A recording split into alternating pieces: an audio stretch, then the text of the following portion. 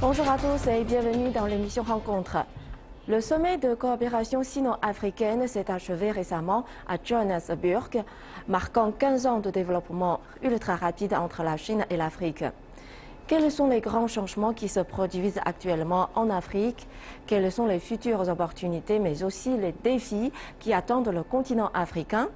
Pour répondre à toutes ces questions, notre invité aujourd'hui est Daniel Bourmont, un spécialiste de la politique africaine et des pays en voie de développement.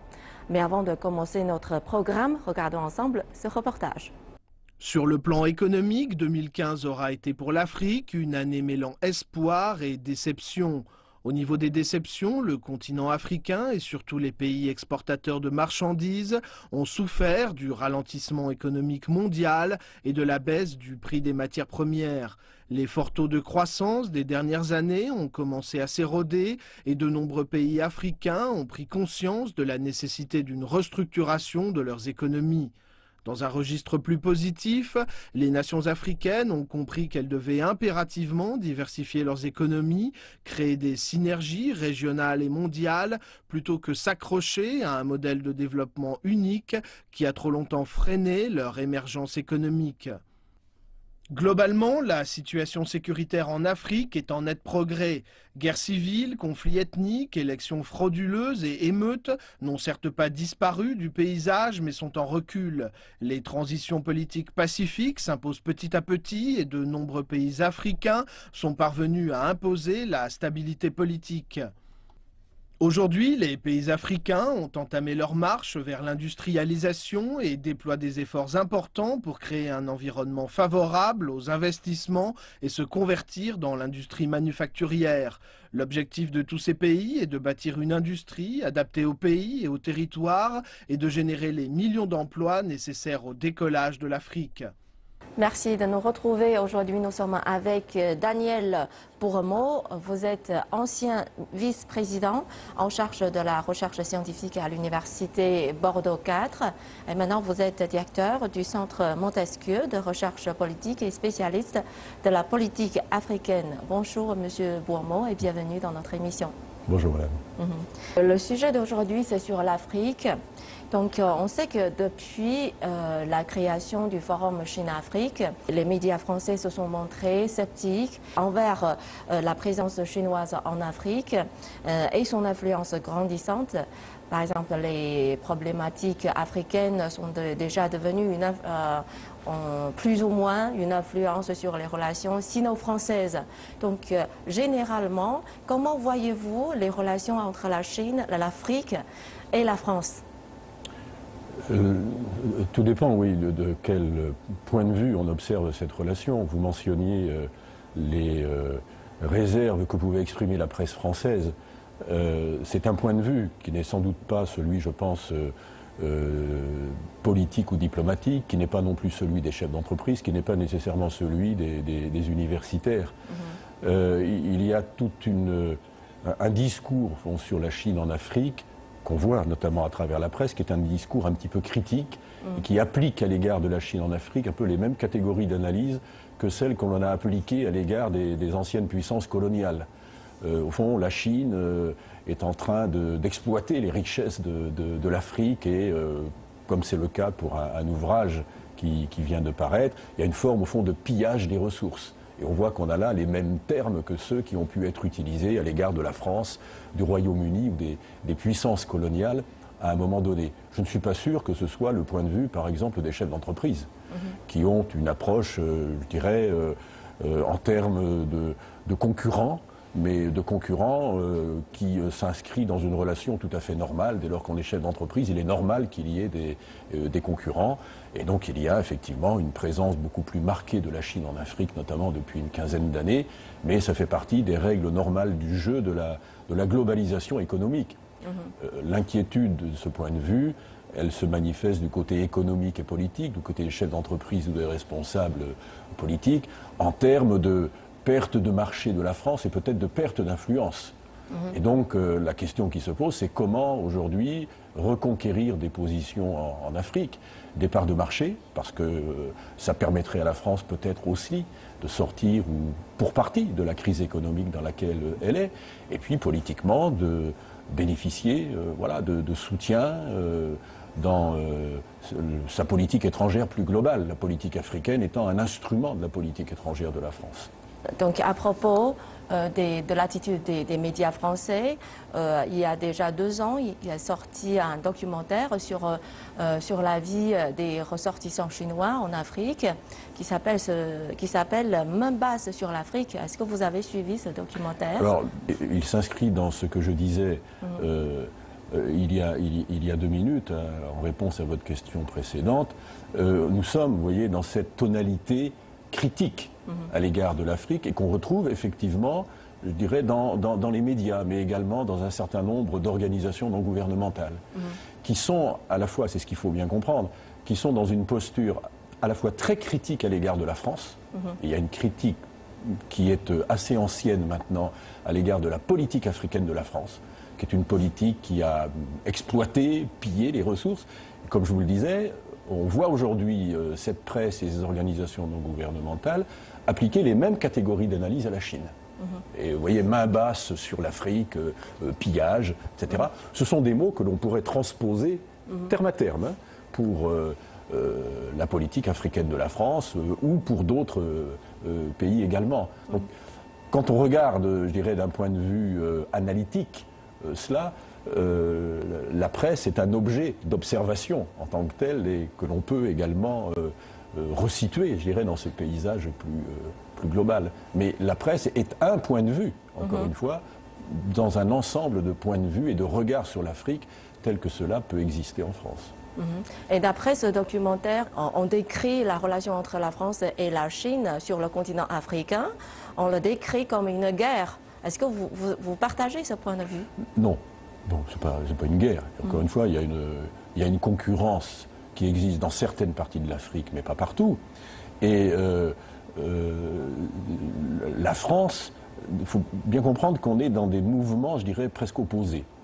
La Chine s'est intéressée à l'Afrique récemment, 15 ans à peu près, et on voit d'ailleurs les progrès gigantesques qu'a fait la percée, plus précisément de la Chine en Afrique, puisqu'on est aujourd'hui à 200 milliards de dollars d'échanges commerciaux entre la Chine et l'Afrique, c'est considérable, c'est le premier partenaire, alors que simultanément la France est au contraire dans une forme de retrait en Afrique. Depuis, disons, la fin de la guerre froide, depuis 20 ans, la France a modifié sa politique africaine, qui était une politique très offensive, au fond, très présente. La France était sans doute la puissance la plus présente en Afrique et la plus efficace. Au contraire, la France est dans une posture de retrait. Et donc, on a deux postures différentes. La Chine qui rentre en Afrique et qui investit, et la France qui se retire. Aujourd'hui, en 2016, le constat de la France, c'est qu'au fond, elle a perdu des parts de marché, elle a régressé. Et que cette régression est dommageable pour elle. Voilà, mais il n'y a pas pour répondre à votre question, le terme, me semble-t-il, est tout à fait abusif, il ne reflète pas la réalité. Il n'y a pas de guerre entre la Chine et la France en Afrique. Non. Et tout à l'heure, vous avez mentionné aussi que la France a perdu plus ou moins une part de marché en Afrique. Donc, pour reconquérir ces parts de marché, il a changé sa politique. Donc, pourriez-vous nous présenter concrètement quels sont les changements de la politique africaine de la France? Alors, on a mis en place un dispositif en ce qui concerne le ministère des Affaires étrangères, un dispositif qui se veut global, c'est-à-dire que le ministère des Affaires étrangères non seulement va s'occuper de la diplomatie, ce qui est bien normal, mais également de tout ce qui est le commerce extérieur. Le ministre des Affaires étrangères, M. Fabius, a voulu intégrer cette dimension économique et le commerce extérieur dans le dispositif diplomatique, de telle sorte qu'il y ait aujourd'hui une politique globale à l'égard de l'Afrique et que la diplomatie ne se cantonne pas simplement aux négociations, mais qu'elle soit directement partie prenante à cette conquête et reconquête des marchés. Parce que la France a perdu. Elle a vu ses parts de marché diminuer de plus de moitié. La part de la France était un peu plus de 10% du commerce extérieur. Nous sommes aujourd'hui à peu près à un peu moins de 5%. Voilà. Donc là, il y a un effort à faire. Et c'est en cela que l'appareil diplomatique français aujourd'hui est mobilisé avec toutes les ressources, les agences spécialisées également, pour qu'il y ait une cohérence de la politique française en Afrique. Pendant plusieurs années, l'Afrique a connu une croissance rapide, proche de 6%. On parlait alors d'envol économique de l'Afrique. Et certains prédisaient que l'Afrique allait remplacer la Chine pour devenir l'usine du monde. Mais selon les statistiques du FMI en 2015, il a prévu pour une baisse pour l'Afrique sud-saharienne avec une croissance annoncée à 3,75% seulement. C'est le taux le plus bas depuis 6 ans. Donc pensez-vous que l'économie africaine est en train de ralentir ? Il faut toujours se méfier des statistiques quand on interprète à partir d'un chiffre ponctuel. Il faut les interpréter en tendance. Bon. L'Afrique a connu un taux de croissance, quand on regarde cette tendance, tout à fait remarquable.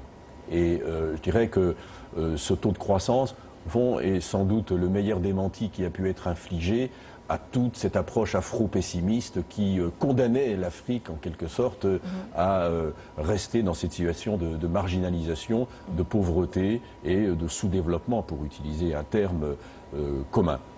Ceci dit, il faut prendre la mesure de ces transformations économiques.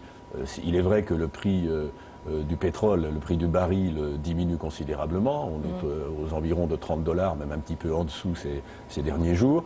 Et que là, évidemment, c'est quelque chose qui peut pénaliser les pays africains producteurs de pétrole, qui, pour un certain nombre d'entre eux, dépendent quand même directement de cette ressource. Et leur décollage économique, bien sûr, était lié à la valorisation de cette ressource. Donc là, il y a effectivement une inconnue, et l'évolution du cours du pétrole peut avoir des conséquences sur ces économies-là. Au-delà, je pense que la dynamique de l'économie africaine, elle obéit à d'autres variables. Je ne pense pas que l'Afrique devienne, peut-être le deviendra-t-elle, mais aujourd'hui, à court terme, puisse être, comme vous le disiez, l'atelier du monde. Je sais que c'est un thème qui a été évoqué. Non. En fait, les ressources de l'Afrique, c'est quoi? Ce sont les ressources minières, pour l'essentiel, le pétrole entre autres, et puis le développement, il se fait autour du secteur des services. Mais on n'a pas, je dirais, d'industrie et on n'a pas une économie de transformation véritablement sur place en Afrique. Les ateliers sont ailleurs. Et pour l'instant, on ne voit pas véritablement se dessiner en Afrique de mouvements massifs de ce point de vue qui ferait de l'Afrique un atelier du monde. Ce qui crée toujours, du coup, une relation, une forme de dépendance. Parce que l'Afrique, du coup, est dépendante pour ce qui est de ses matières premières et de leur valorisation, mais également pour ce qui est des services. Banques, assurances, télécommunications, etc. Je voudrais savoir quels sont les obstacles pour le développement de l'économie africaine pour l'instant. Alors, vous avez raison de parler au pluriel, il y a beaucoup d'obstacles. Il y a un obstacle qui tient à la mobilisation du capital. Il faut des ressources. Pour l'instant, le capital disponible est essentiellement un capital étranger. Le capitalisme africain, disons les choses un peu brutalement, globalement, parce que les situations peuvent varier d'une sous-région à l'autre. Mais le capitalisme africain est un capitalisme faible, voire dans certaines régions inexistant. C'est le résultat de la colonisation, mais également de tout un ensemble d'autres variables explicatives. Et donc, le développement éventuel, il est lié quand même beaucoup au capital étranger. Il y a un deuxième défi qui me semble très important, c'est la question des cerveaux. On a beaucoup parlé de la fuite des cerveaux. Je crois qu'un des défis pour l'Afrique, c'est d'avoir, bien entendu, une jeunesse formée. C'est un véritable défi dans des sociétés où la moitié de la population aujourd'hui a 25 ans, elle est très jeune, mais surtout, il est important que ces populations formées, quelquefois bien formées, très bien formées, sont des générations très intelligentes qui ont l'esprit d'initiative, que ces populations-là, cette jeunesse, reste en Afrique ou retourne en Afrique, que l'Afrique ne soit pas privée de sa matière grise. Et parce que je crois que son avenir dépend en grande partie de cette capacité à retenir cette ressource essentielle qu'est la ressource intellectuelle.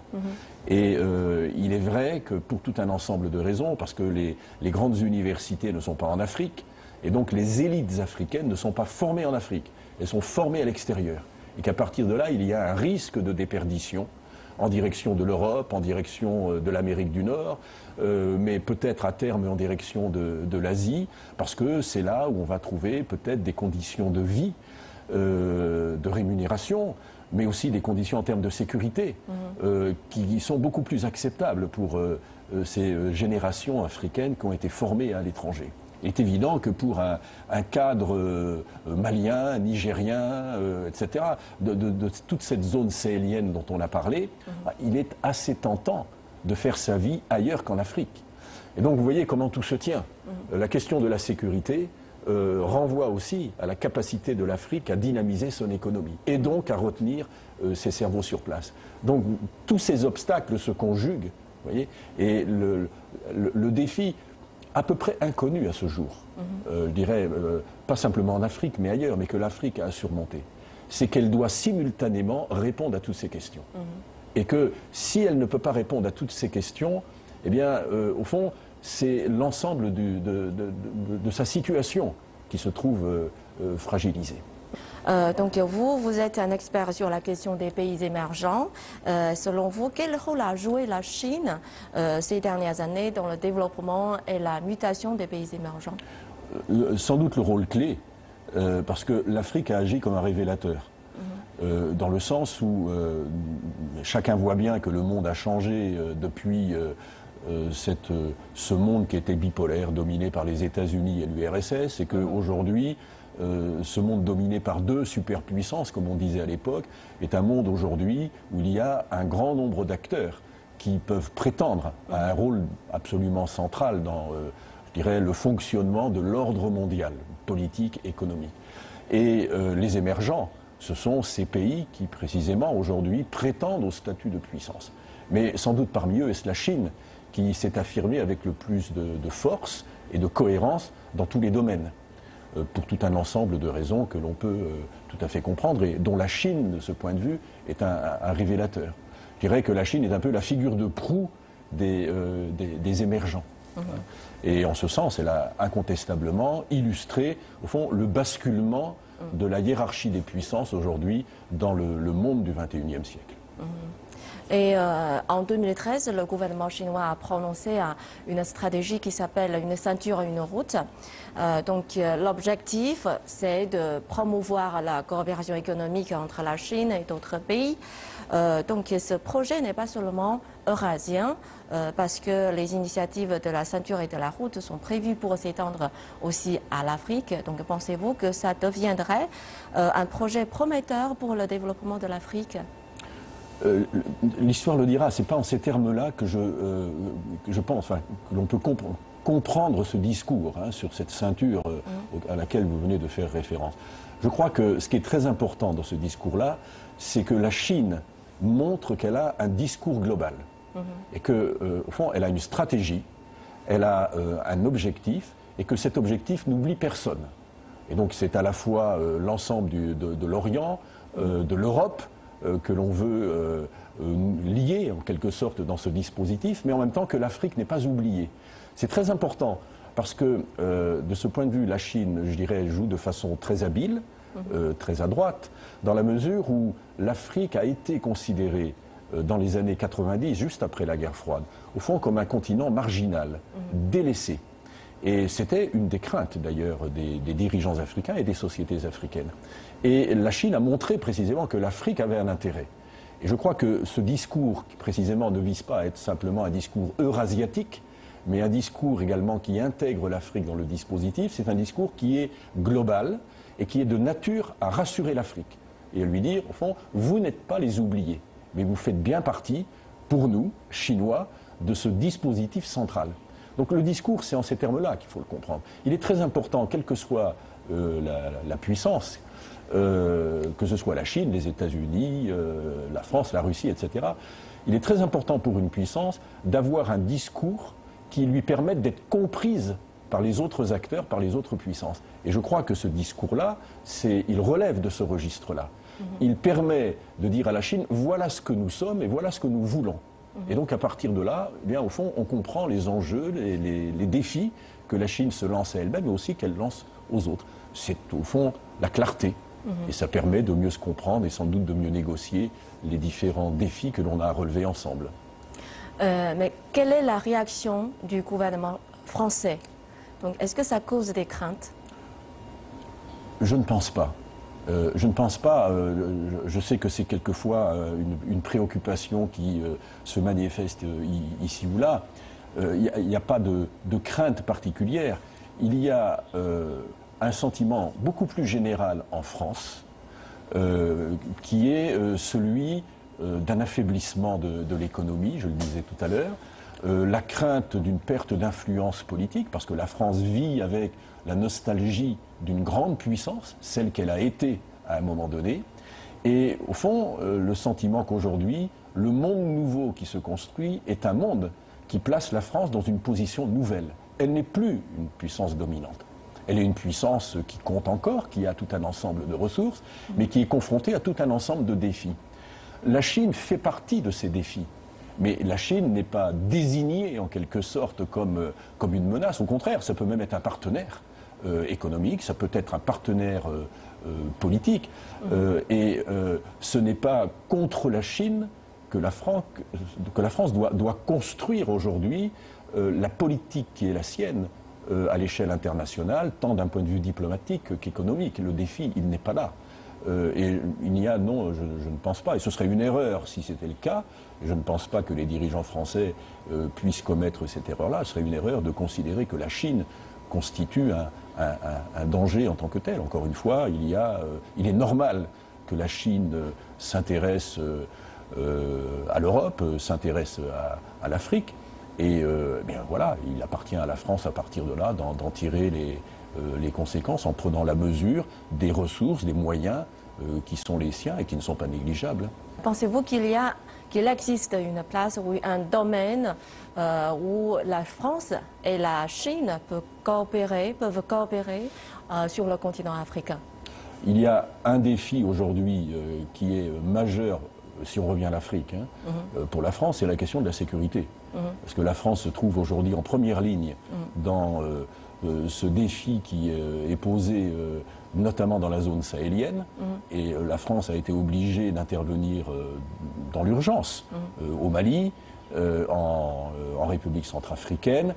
La France peut avoir le sentiment d'être un peu le pompier qui est là pour régler des problèmes qu'elle ne peut pas régler seule.